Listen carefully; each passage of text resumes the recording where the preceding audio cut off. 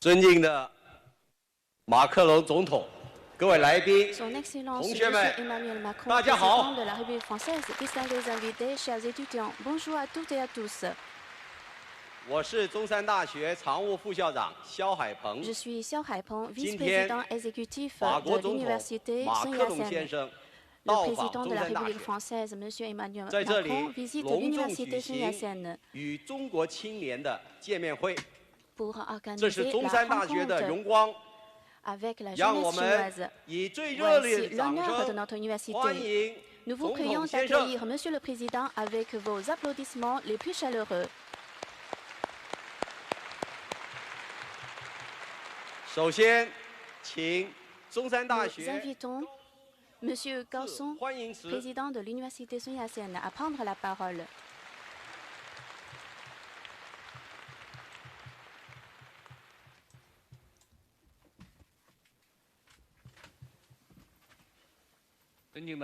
Son Excellence Monsieur Emmanuel Macron, président de la République française, distingués invités, chers professeurs et étudiants, bonjour à toutes et à tous. C'est un grand plaisir et un honneur pour nous d'accueillir le président français, Monsieur Emmanuel Macron, et sa délégation en cette saison printanière. Au nom de l'université Sun Yat-sen, je souhaite la plus chaleureuse bienvenue à Monsieur le Président et à tous les invités.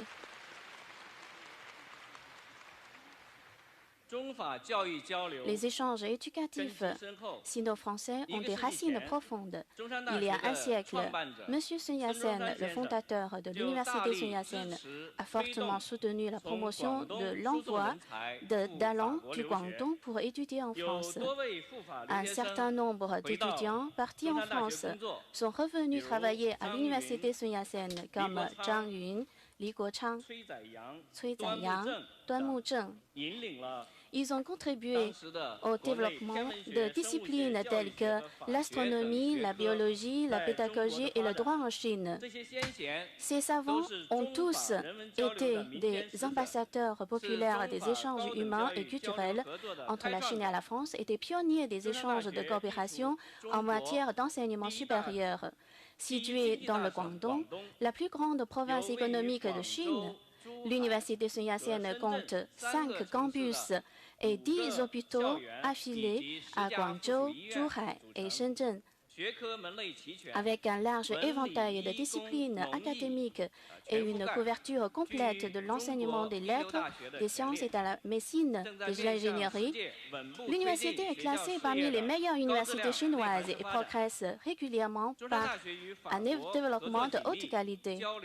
Grâce à une coopération étroite et des échanges actifs avec la France, l'université a coopéré avec plus de 30 universités et instituts de recherche françaises dans un large éventail de disciplines. En 2010, l'université a créé l'Institut Sino-France français de l'énergie nucléaire en coopération avec un consortium français de formation d'ingénieurs en nucléaire civil, introduisant le modèle français d'excellence dans la formation des ingénieurs. L'université a également travaillé avec des partenaires français pour établir plusieurs plateformes de recherche internationales. Par exemple, l'Institut LEN pour les matériaux fonctionnels, le laboratoire international associé sino-français Sol Environnement Ecoland, et en coopération avec l'association du Nouvel Institut franco-chinois de Lyon, le centre d'échange académique sino-français. Toutes ces plateformes de coopération ont contribué à la promotion de l'échange et la coopération. L'avenir appartient aux jeunes et l'espoir repose sur eux. L'université Sun Yat-sen insiste pour placer l'épanouissement des étudiants au centre de ses préoccupations en s'attachant à cultiver leur capacité d'apprentissage, de réflexion et d'action. Au point de départ historique de nouvelle ère, la sagesse et la force de la jeune jeunes générations sont nécessaires pour entretenir la flamme de l'amitié sino-française. Aujourd'hui, le président de la République française a organisé une rencontre avec la jeunesse chinoise à l'université Sun Yat-sen. Pour nos jeunes étudiants, il s'agit d'une opportunité inestimable. Nous sommes convaincus que le dialogue et l'échange d'aujourd'hui renforceront la compréhension et la reconnaissance mutuelle entre la Chine et la France, permettront d'élargir les échanges et les inspirations mutuelles. Mes sincères remerciements à tous.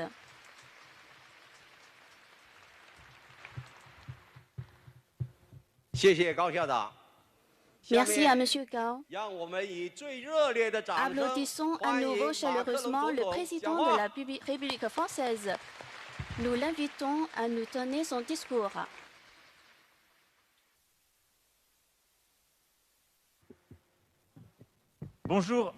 Bonjour à tous et à toutes. Tatiarao, Taigaro.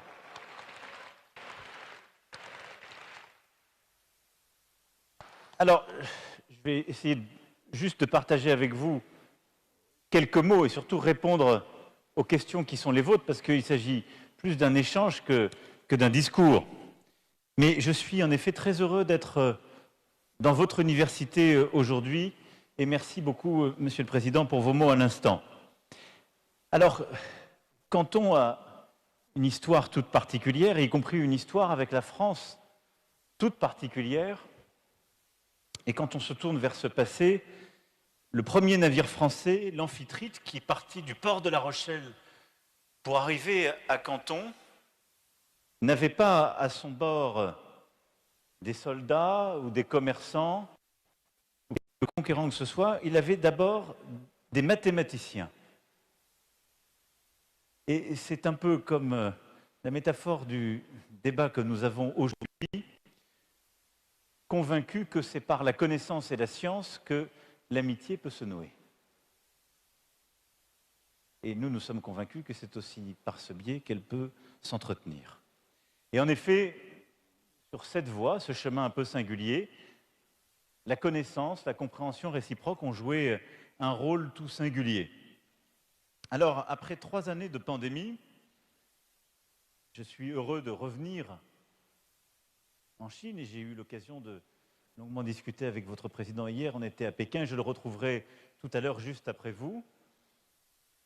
Mais reprendre la conversation en quelque sorte, le dialogue, c'est également essayer de donner quelques pistes d'avenir sur ce que notre relation, ce que la Chine et la France ensemble peuvent nouer, peuvent faire pour nous-mêmes, nos peuples et pour le monde.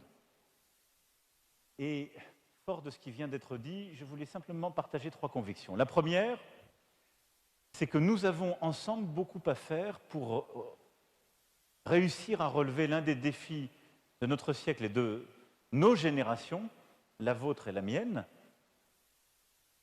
c'est celui de la transition écologique. Et de relever le défi du changement climatique et des dérèglements qui s'en suivent, et de la protection de la biodiversité. Nos pays ont beaucoup œuvré ensemble ces dernières années pour faire avancer des textes, des traités internationaux. Mais nous avons maintenant en pratique, Chine et France, Chine et Europe, beaucoup à faire pour réussir la transformation de nos économies. Alors à ce titre, l'Institut franco-chinois de l'énergie nucléaire que vous avez évoqué, y travaille au quotidien. Un centre franco-chinois de neutralité carbone a été lancé lors de ce déplacement qui permettra d'y travailler. Mais il y a, par la recherche, l'innovation, un chemin à construire. Parce qu'il y a évidemment une croissance à poursuivre. Et la Chine a réussi durant ces dernières décennies à sortir beaucoup de vos compatriotes de la précarité et ou de la pauvreté. Et donc le défi d'une croissance et d'un progrès pour tous avec la décarbonation de nos économies et la protection de la biodiversité est indispensable. Et ce chemin, il passe par la transformation de nos économies, la recherche, notre capacité à innover et à avoir cette neutralité carbone dans laquelle nous sommes engagés pour 2050. Je crois très profondément que comme nous avons su le faire il y a 40 ans en matière de nucléaire, tous les partenariats technologiques et les déploiements accélérés de nouveaux usages que nous pouvons ensemble développer sont clés dans cette stratégie. La deuxième conviction que je voulais partager avec vous, c'est qu'en même temps qu'il y a ce défi, parmi d'autres, et on pourra y revenir dans la discussion, et on pourrait évoquer le défi technologique, l'intelligence artificielle, les réseaux sociaux et les changements d'usage, il y a aussi un défi d'ordre stratégique. Et au fond, peut-être, serais-je aujourd'hui un jeune Chinois, je serais inquiet. Pas inquiet pour mon pays, parce que vous avez un pays fort, un modèle de développement formidable, mais inquiet de la montée des tensions. Et je crois que si j'étais un jeune Européen, ce que je ne suis malheureusement plus, je le serais tout autant. Et devant ce défi stratégique, je crois que votre génération a beaucoup à faire. Nous avons une montée des tensions. Elle est palpable, vous l'entendez dans les discours. Et cette montée des tensions, elle a un caractère stratégique entre les États-Unis d'Amérique et la Chine. On pourra y revenir aussi de manière très ouverte. Et elle s'accélère avec les grands conflits du moment, et en particulier le retour de la guerre en Europe et l'agression de la Russie contre l'Ukraine. Cette guerre, c'est une violation manifeste de notre droit international. C'est un pays qui décide de coloniser son voisin, de ne pas respecter les règles, de redéployer des armes, de l'envahir. Et elle vient perturber très profondément notre paix à tous, notre ordre international, et elle risque de précipiter en quelque sorte cette tension stratégique. Et c'est pourquoi je crois très profondément que nous avons aujourd'hui à œuvrer pour éviter toute escalade et tout à la fois préserver et réinventer un ordre international de paix et de stabilité. Pas à tous les prix, pas en considérant que l'état de fait d'une guerre qui est illégale pourrait être accepté, en restaurant la légalité internationale, mais en veillant tous et toutes à ce qu'il y ait justement un respect entre les nations et les différences, mais que l'ordre international que nous avons su bâtir au sortir de la Deuxième Guerre mondiale, qui repose sur des principes fondamentaux, la souveraineté des peuples, leur intégrité territoriale, des valeurs universelles, continue à prévaloir. Et la défense de ces valeurs universelles, pas régionales, de ces droits fondamentaux, et notre capacité aussi à relever les défis du moment, celui de la sécurité alimentaire sur lequel nous travaillons avec la Chine, celui justement de la solidarité à l'égard des pays les plus pauvres et des pays vulnérables, comme ce que nous voulons faire dans le nouveau pacte financier des pays les plus riches vers les pays les plus pauvres, est aujourd'hui un devoir si nous ne voulons pas assister à une accélération des déséquilibres et à une fragmentation de l'ordre international. Il y a toujours eu des conflits, et il y en a encore eu ces dernières décennies, mais nous avions une forme de stabilité internationale qui reposait sur ces principes, des institutions que nous avions fondées, et une capacité à réguler nos conflits de tout type. Cet ordre international est aujourd'hui fragilisé, et nous avons une responsabilité, Chine et France, c'est de le préserver et en même temps de le réinventer à l'aune des réalités du XXIe siècle. Et ce que nous sommes en train de faire sur les quelques sujets que je viens d'évoquer est indispensable. Et dans ce contexte, le troisième élément sur lequel je voulais revenir devant vous pour conclure ce propos, c'est au fond l'importance de ces chemins de traverse moins officiels, moins formels, plus patients et respectueux que sont ce qu'on appelle les échanges humains, c'est-à-dire ce que vous êtes. Les canaux de dialogue qui, par la connaissance d'une langue, de l'histoire, des civilisations, le partage aussi d'une connaissance commune des sciences, permet de bâtir patiemment des routes, soit de creuser des sillons qui existent déjà, soit de bâtir des routes nouvelles ou d'en réinventer. Je ne sais pas vous dire ce que sera le monde dans 10 ans, 15 ans, 20 ans. Ce que je sais vous dire, c'est que la capacité à mieux nous connaître est peut-être ce qui peut nous protéger des grands désordres et des logiques d'affrontement qui vont toujours avec un repli sur soi. Et c'est ce qui permettra de restaurer les erreurs que feront peut-être nos générations. de les réparer, ou en tout cas d'inventer un avenir enviable. Et à ce titre, je veux ici avoir un mot pour justement défendre ces échanges. La France accueillait avant la pandémie plus de 30 000 étudiants chinois chaque année et la Chine plus de 10 000 étudiants français. Nous sommes en train de relancer cette dynamique, mais il faut aller beaucoup plus vite et beaucoup plus fort. Et je veux ici dire à toute votre génération que vous êtes les bienvenus en France pour étudier le français, qui, je le crois très profondément, est une langue d'avenir. Ne le négligez pas. C'est d'abord comprendre notre culture, notre civilisation, c'est un point d'entrée formidable pour l'Europe, mais c'est aussi un point d'entrée formidable pour toute la francophonie. Et le français est une langue de tous les continents. Et c'est une langue qui n'appartient pas qu'à la France. Elle est la principale langue du continent africain, et d'ailleurs celle qui fait son unité. Elle est une langue très diffusée à travers le continent américain. Elle est présente à son histoire sur le continent asiatique, et c'est une des grandes langues du Pacifique. Et donc, accéder au français, c'est accéder aussi à un truchement universel. Et donc, j'en fais ici devant vous la promotion. Mais je souhaite aussi que nous accueillions plus d'étudiants chinois, parce que je pense que c'est aussi pour nous une chance, et je souhaite, j'en parlais avec celles et ceux qui font vivre justement à la fois la langue chinoise, la culture et civilisation chinoise dans notre pays. Nous allons nous-mêmes beaucoup réinvestir pour envoyer plus de chercheurs, plus de scientifiques, consolider cette filière d'excellence qui est une grande école française, mais nous voyons bien qu'à la fois l'histoire, ancienne, moderne et contemporaine, mais la recherche contemporaine est absolument indispensable pour continuer de se comprendre et d'avancer, et elle ne s'épuise pas à travers, si je puis dire, les liens diplomatiques ou économiques. Il y a un besoin de liens académiques, d'une compréhension, d'un échange, d'une conversation des intelligences et des apprentissages. Et dans ce monde où tout va de plus en plus vite, où les jugements définitifs peuvent tomber comme des couperets, reprendre ce chemin patient de la connaissance réciproque est indispensable.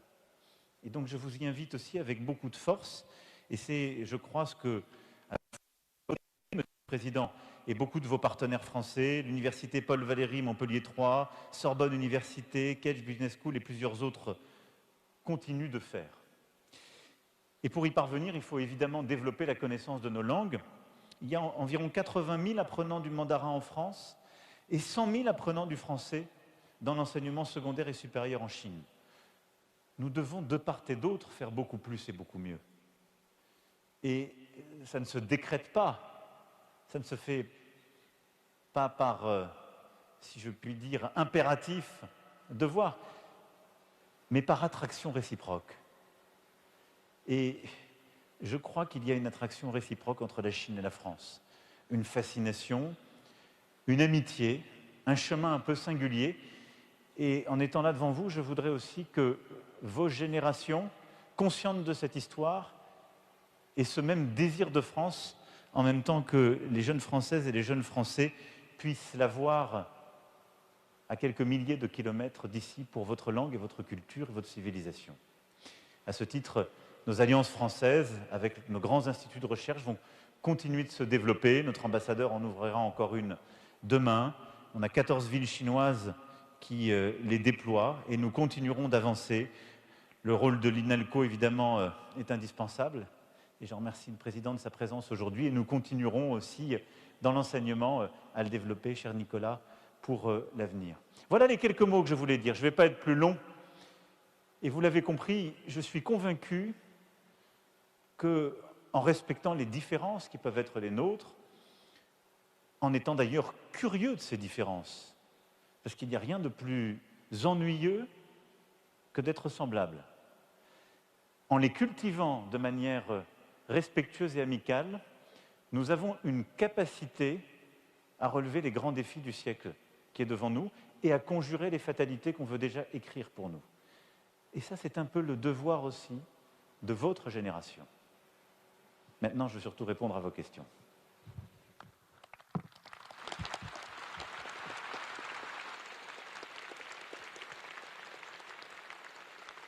Merci, Monsieur le Président, de votre excellent discours.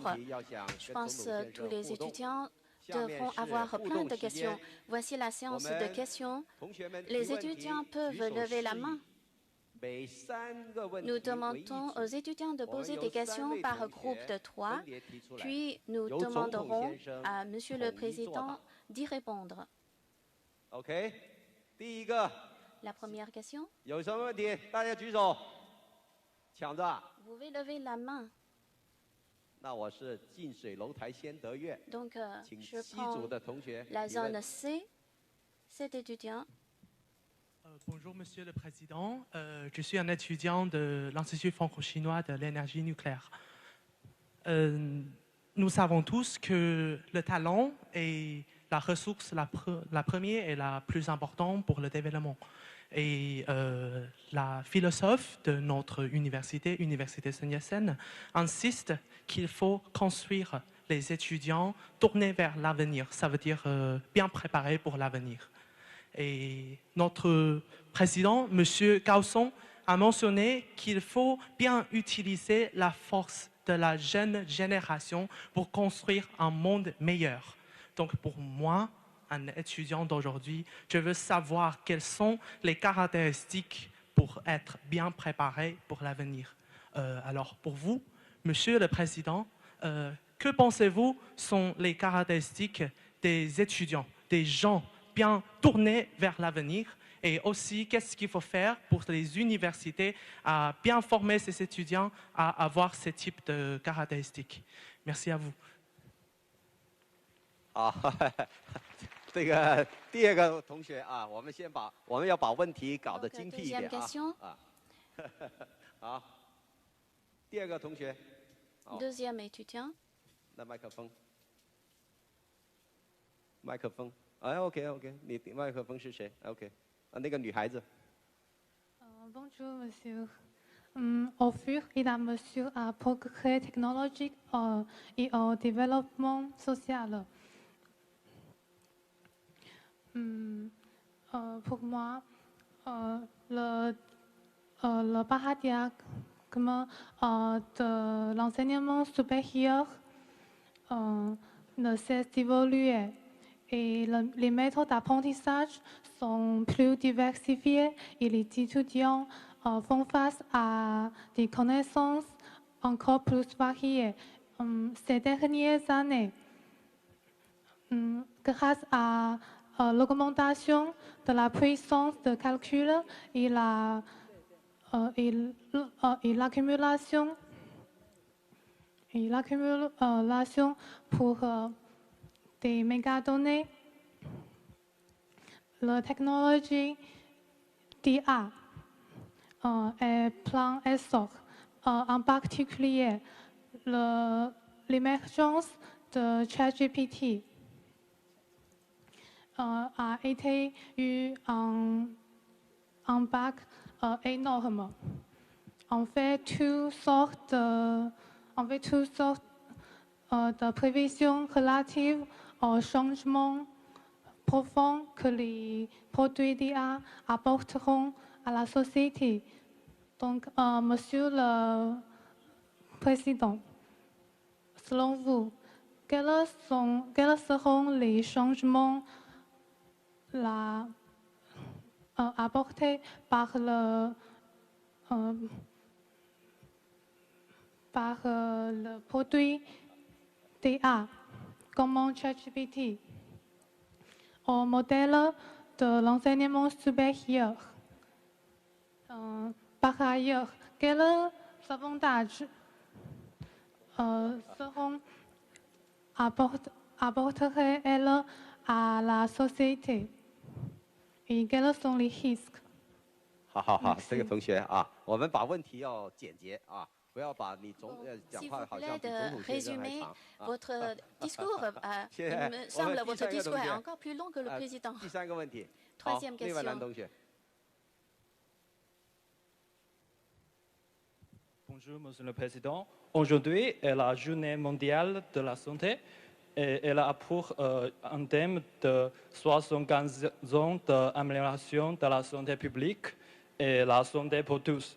Cela vise à fêter le 75e anniversaire de réalisation de l'OMS en matière de la santé publique et en vue d'améliorer la qualité de la vie et à inspirer l'action pour relever les défis sanitaires. Monsieur le Président, comment les pays du monde entier peuvent travailler ensemble pour relever le défi de la santé publique tels que les maladies infectieuses, émergences, le vieillissement et les maladies chroniques pour que la santé soit à la portée de tous. Merci.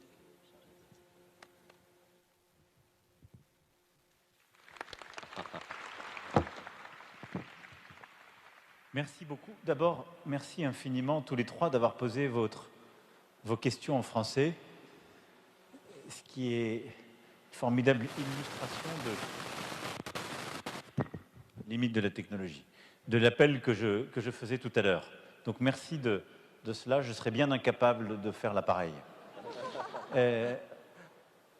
Sur votre première question, et au fond, quel est l'objectif aujourd'hui dans le monde qui est le nôtre, et il y a quelques connexions avec la question de votre collègue juste après, quels sont les objectifs de l'enseignement supérieur pour former les jeunes esprits? Je dirais qu'il y a 3 objectifs, et c'est la même chose qu'on recherche dans tous les pays et que nous recherchons chez nous. C'est au fond former ce qu'on aurait appelé dans d'autres temps, et je le dis tout de suite de manière générique avec un grand H, c'est former l'honnête homme. Et donc, pour moi, il y a 3 objectifs, c'est-à-dire doter les élèves puis les étudiants des connaissances nécessaires pour pouvoir évoluer dans le monde. Et donc ça, il faut toujours les réévaluer. Avec le changement technologique, il faut parfois accroître ou améliorer sur tel ou tel aspect, mais c'est le rapport aux connaissances. Il faut avoir des connaissances qui vous permettent, non pas de tout savoir, parce que c'est impossible, mais ensuite de continuer à acquérir d'autres connaissances par vous-même et d'avoir le début des principes ou des fondements. Je crois que le deuxième objectif, c'est de vous doter d'un esprit critique. Et l'esprit critique, il faut le prendre dans le sens plus générique du terme dans la langue française. Ce n'est pas un esprit pour critiquer les autres, ce n'est pas négatif, mais c'est pour vous interroger sur vous-même ou la nature des connaissances qu'on vous transmet. C'est ce qui vous donne une forme d'indépendance et qui fait que vous êtes à ce moment-là justement en capacité de juger et de distinguer parfois le vrai du faux, de remettre les choses dans leur contexte, de prendre de la distance par rapport aux choses qui vous sont transmises, et c'est ce qui vous permet d'apprendre des choses, mais de les apprendre aussi comme des individus libres, rationnels. Et donc l'esprit critique est aussi important que l'accès aux connaissances. Un esprit critique sans connaissance peut évoluer, mais il doit en acquérir progressivement pour pouvoir faire des choses et bâtir une autonomie, comprendre une science ou une langue ou autre. Mais un esprit qui n'aurait que les connaissances sans esprit critique n'est pas totalement libre, parce qu'il aurait alors un ensemble de données de connaissances, mais il ne saurait pas vraiment quoi en faire, ou il serait simplement l'objet d'une propagande ou d'un projet qui n'est pas le sien. Et il serait soumis à une masse plus importante que lui. Donc l'esprit critique est important, parce qu'il permet justement l'individu libre et émancipé, et c'est le principe même qui est celui de l'humanisme. Et la troisième chose, c'est la confiance en soi. C'est-à-dire qu'il y a toujours des moments, et ça va avec l'esprit critique, où on doute de nous-mêmes des connaissances. Mais je pense que le rôle de l'éducation, je ne vais pas dire que c'est de rendre heureux, parce que c'est un projet de vie qui dépasse et celui de la cité, de la vie politique et de l'éducation, mais c'est d'apporter de la confiance en soi. C'est-à-dire que les élèves ou les étudiants, eh bien, acquièrent des réflexes, en tout cas s'habituent à travailler avec les autres, à coopérer, à poser des questions comme vous venez de le faire, à évoluer dans un environnement qui n'est pas forcément évident, parce que c'est ce qui permet dans la société ensuite de progresser et d'évoluer. Je crois que c'est ça les 3 choses les plus importantes. Les connaissances, l'esprit critique et la confiance. Si un système éducatif apporte ces 3 choses-là, et je le dis avec beaucoup d'humilité, parce qu'on travaille chaque jour pour le faire mieux en France aussi, et un tas d'endroits, des tas de choses qu'on doit faire mieux. mais c'est, je dirais, les objectifs que nous devons nous assigner. Mademoiselle, pour ce qui est de l'intelligence artificielle, des évolutions technologiques.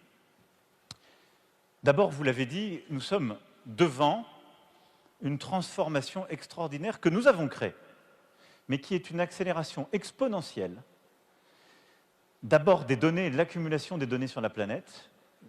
Il n'y en a jamais eu autant, et la capacité qu'on a à accumuler des données nouvelles augmente de manière strictement exponentielle.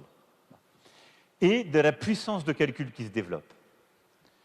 Et à côté de ça, en effet, de l'intelligence artificielle qui vient s'appuyer sur cela, des algorithmes qu'on développe. Et donc, si je puis dire, le mariage de l'algorithme, de l'accumulation des données et de la puissance de calcul qui va avec le quantique, crée cette situation d'hyper-accélération des innovations technologiques. Avec des émergences grand public, comme ChatGPT que vous avez mentionné, et d'autres viendront. Ça, c'est le fruit, si je puis dire, de l'intelligence mondiale. Face à cela, comme pour tout, et ça rejoint un peu la réponse que je faisais à votre collègue, il faut essayer d'avoir un esprit éclairé, c'est-à-dire d'avoir une approche, je crois, humaniste de cette transformation. Qu'est-ce que ça veut dire, avoir une approche humaniste? D'abord, ça veut dire qu'on ne doit pas en avoir peur. Ce n'est pas parce que c'est nouveau qu'il faudrait le rejeter. Et je dirais de manière strictement pragmatique, de toute façon, ça existe, ça se passe, donc il y a aussi une compétition qui est en train de se faire. Beaucoup sont en train d'innover, d'investir partout sur ces sujets dans la planète. C'est là.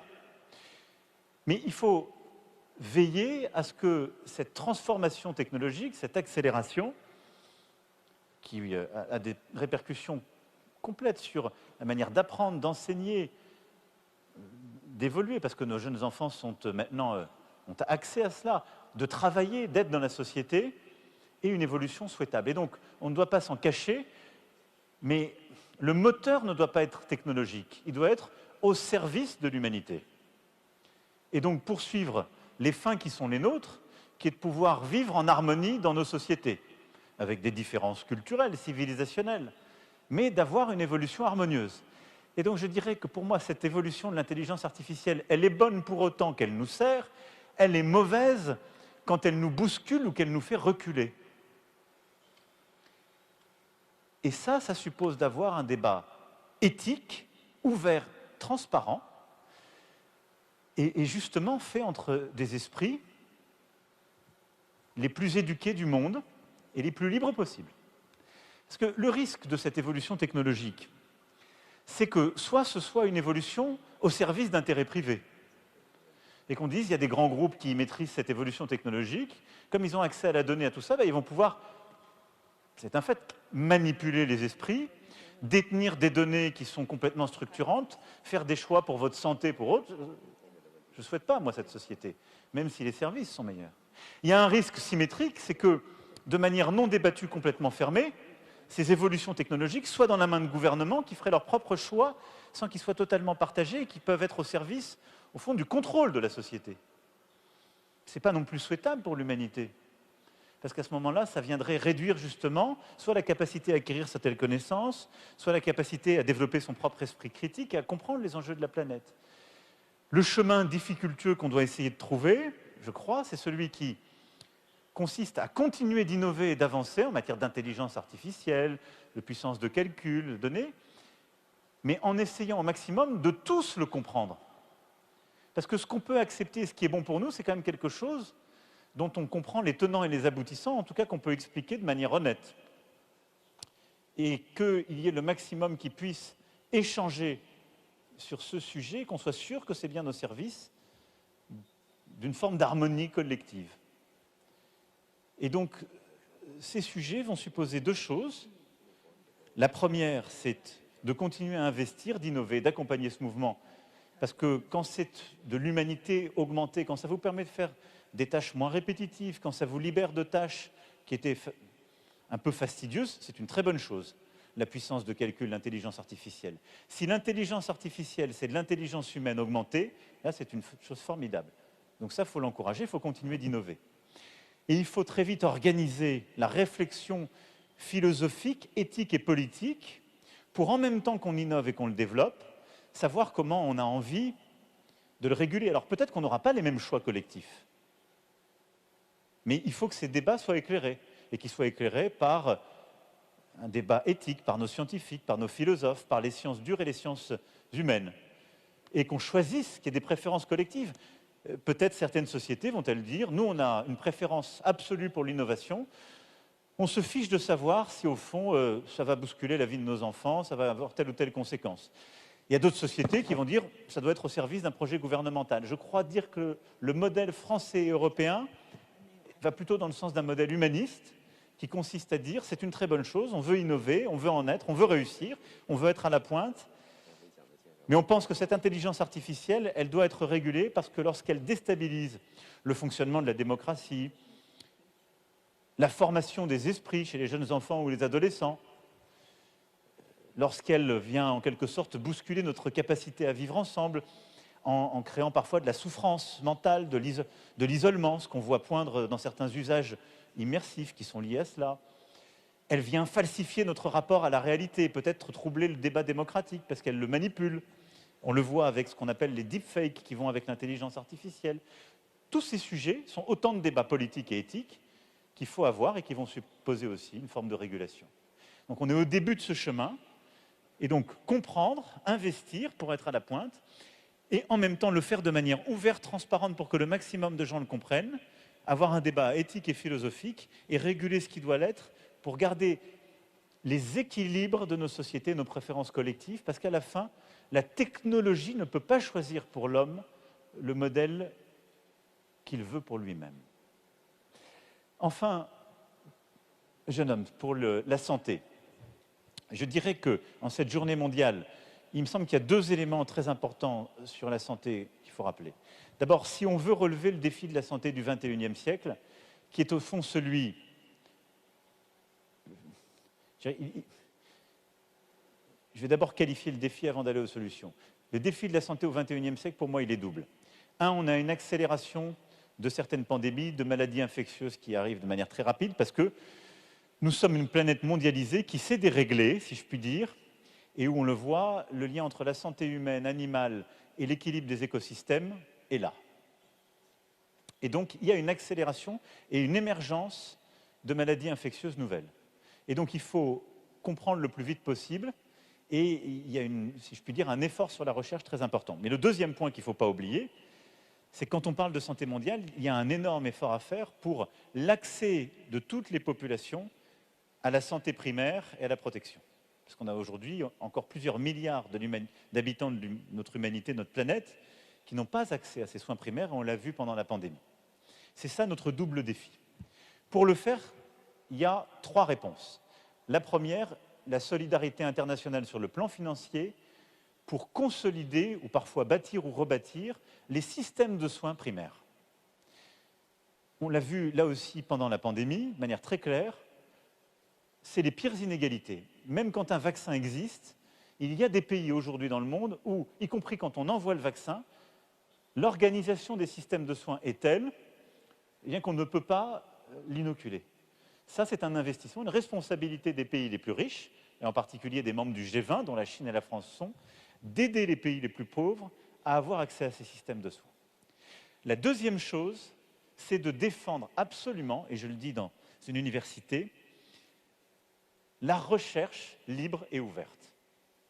Face à cette accélération, justement, des dérèglements, on a besoin d'avoir une recherche mondiale qui est libre, où il y a une coopération académique et où, en quelque sorte, on ne politise pas la science.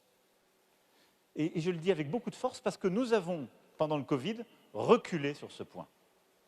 Il y a eu un débat qui a pris une nature politique et qui a fait qu'il y a des coopérations qui existaient, en particulier sur le plan de la médecine et de la recherche médicale, qui ont reculé. Je pense que c'est une bêtise pour tout le monde. Le savoir permet, comme je dis, de mieux comprendre le monde. Après, on peut former des idéologies. Et c'est les esprits critiques qui décident d'y adhérer ou pas. Mais on ne peut pas dire que le savoir est au service d'une idéologie, quelle qu'elle soit. Et donc, on a besoin d'une science libre et ouverte partout dans le monde avec les meilleurs esprits. Parce que c'est comme ça qu'on gagnera des batailles qui sont des batailles totalement collectives. Et donc ça, c'est le deuxième combat. Il faut vraiment tout faire pour avoir cette science libre et ouverte, ces coopérations. Et c'est pourquoi je voulais venir aussi dans une université et avoir cet échange avec vous, parce que vous avez ici, et nous sommes une très grande université de médecine, des formidables chercheurs, et il y a depuis des décennies des grandes coopérations et des articles communs entre nos chercheurs. Et puis la troisième chose, c'est qu'il faut justement avoir une approche cohérente sur notre organisation avec l'évolution que j'évoquais, et donc c'est l'approche qu'on appelle en bon français One Health, qui est ce qu'on a consolidé pendant la pandémie, c'est-à-dire qu'il faut, en même temps qu'on a une science libre et ouverte, décloisonner les disciplines et les politiques publiques au niveau international.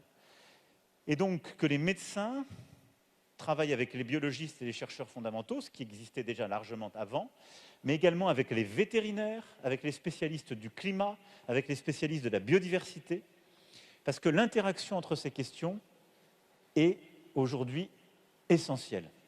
Et donc il faut décloisonner la recherche, mais il faut aussi décloisonner nos approches en termes de politique publique et nos réponses.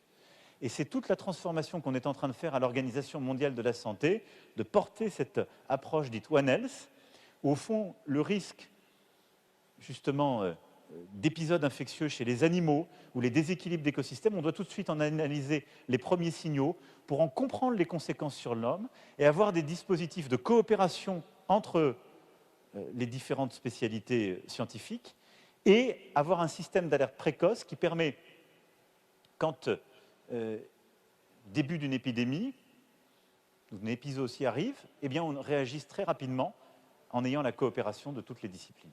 Voilà, je ne serai pas plus long. 总统先生可能 Monsieur le Président, merci pour votre réponse remarquable. Je pense que beaucoup de nos étudiants ont envie de poser des questions, puisqu'il y a encore une tâche plus importante dans l'étape prochaine. Donc maintenant, on invite notre Président, M. Gao, à présenter un petit souvenir à Monsieur le Président français. The souvenir for your speech. Un petit souvenir pour votre discours.